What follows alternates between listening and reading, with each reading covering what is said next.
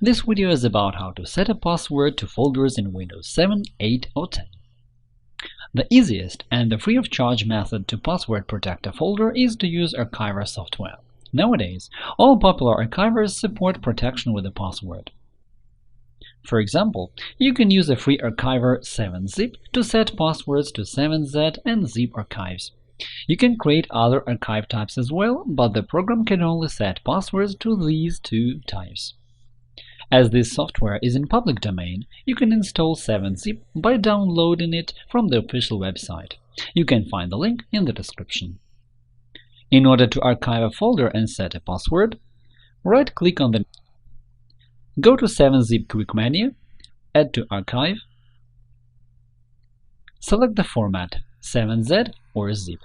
For all of other formats, encryption and password protection are not supported.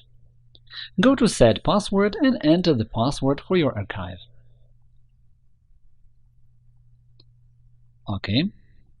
Here is the folder we have archived. The original folder can be deleted. Now open the archive. As you can see, you need to enter the password to access this archive.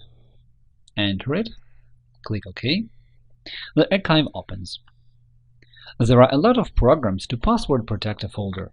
Unfortunately, the products worth your attention are fee-paying, while the free products don't actually do what you need, they just make your folder hidden. If you need to protect your files and folders from unauthorized access or set a password for the entire hard disk or your system, I would recommend using the Windows native encryption tool, BitLocker.